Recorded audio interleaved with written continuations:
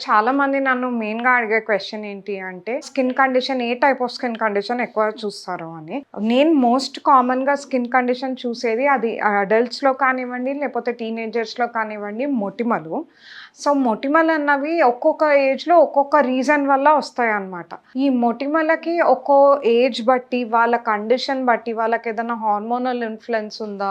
లేకపోతే వాళ్ళకి బ్యాక్‌గ్రౌండ్ ఏమైతే ఫుడ్ కానివ్వండి, ఇట్లాంటి డైటరీ రెస్ట్రిక్షన్స్ వీటన్నిటి పట్ల దాని ట్రీట్మెంట్ అన్నది సెపరేట్‌గా ఉంటుందన్నమాట. సపోజ్ యంగర్ ఏజ్‌లో అనుకోండి లైక్ ఇన్ టీనేజర్స్ వాళ్ళలో ఏంటి అంటే అప్పుడే హార్మోనల్ చేంజెస్ ఉంటాయి కాబట్టి, ఆ హార్మోనల్ ఇంబాలెన్సెస్ వల్ల మీకు మొటిమలన్నవి రావచ్చు. ఓల్డర్ ఏజ్‌లో చూస్తే మనకు అదే సిట్యుయేషన్ మనకు డిఫరెంట్ వుమెన్‌లో అయితే different hormonal imbalance because menopause దగ్గరికెళ్తా ఉంటారు కాబట్టి, అప్పుడు కొంచెం డిఫరెన్స్ వస్తుంది. సో, ఇలా ఒక్కో ఏజ్ గ్రూప్‌లో ఒక్కో రీజన్ వల్ల మనకు యాక్నీ అన్నది రావచ్చు. సో, మొటిమలకి ట్రీట్మెంట్ మెయిన్‌గా అసలు అది ఎందుకొస్తుంది అని కనుక్కోవడంతో మొదలవుతుంది.